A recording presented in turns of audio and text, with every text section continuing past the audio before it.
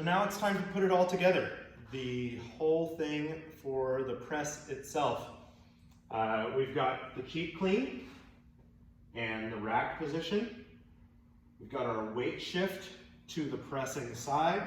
We've got our notion of creating tension through the principle of hyperirradiation.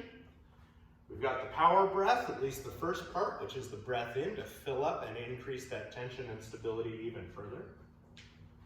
And the trigger that we've discussed, that idea of taking the intensity of our rack position from about a 6 out of 10 to an 8 or 9 or maybe even 10 out of 10 when we start the press, where everything just gets tighter even further into that notion of creating tension when we start the press.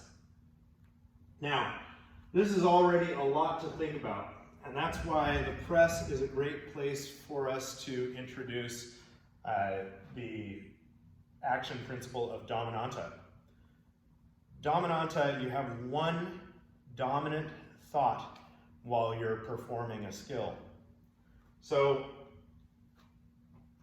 I've got all of these things that I'm thinking about leading up to the act of pressing. Then I'm going to clear my mind by thinking actively about only one thing. That thing that you think about, it can vary. You can think about punching the sky. You know, for me, I think about my elbow getting to full extension. If I get that elbow to lock out, I have pressed. And if I think about it happening at the elbow rather than at the hand, I feel like it keeps the muscles of my shoulder girdle more involved in my press, which is going to make it stronger from the get-go. If you've got more muscle of your shoulder girdle involved in your press, you're not going to rely as heavily on the relatively weak muscles of the arms to complete the lift. So for me, my one thought is wedging the elbow in between my shoulder and the kettlebell to full extension. Elbow, wedge that in there, wedge it in there, and driving the elbow between the shoulder and the kettlebell is going to get me to the top of that press pretty well. So the other thing that we're going to revisit after we get our bell to the top is the active negative. The idea of bringing the bell back down under control, under tension, so that we don't have to restart for the next repetition. So first we've got our cheek clean. Crush grip with the pinky close to the edge of the bell.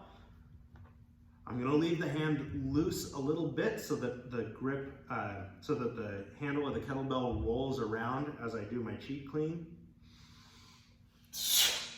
Shortest possible distance. I got my weight shift. I got my principle of hyperirradiation, my crush grip, my tight feet, my lifted quads. Now I've got my power breath, the first phase, and the trigger. Now as I come back down, I'm going to actively pull down. Big breath in. My trigger, actively pull down. When I'm done with my set, cover, backswing, and park. This is why I practice short sets of presses, sets of 1, sets of 2. Only with very light weight am I going to press for more than 5 or 6 repetitions. And I mean really lightweight. So if my technical max, 1 rep max on a press is the 32 kilo, I'm going to press like the 6 or 8 kilo bell is going to be my 10 rep bell. The amount of tension you're creating is the thing that creates the physiological change in your body more than the weight itself. especially once you've been exposed to a variety of weights, and you can essentially choose how much weight you're pressing regardless of the weight of the bell. So here's this 24 kilo bell. My technical 1 rep max is the 48 kilos. So this is 50% of my technical 1 rep max. But I can decide whether I'm gonna make this a 24 kilo effort,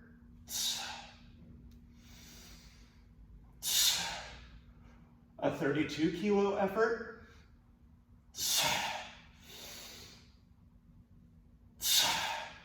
a 40 kilo effort,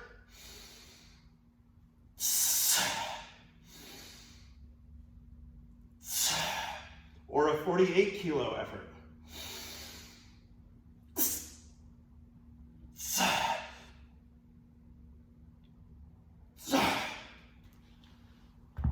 I can choose to make that whatever intensity I need it to be. So we don't necessarily need the weight that is a certain percentage of our 1 rep max to create tension equal to that certain percentage of our 1 rep max. You can choose, and all it takes is practice. Happy pressing, everybody. Thanks for joining me again. We'll see you next time for the Goblet Squat.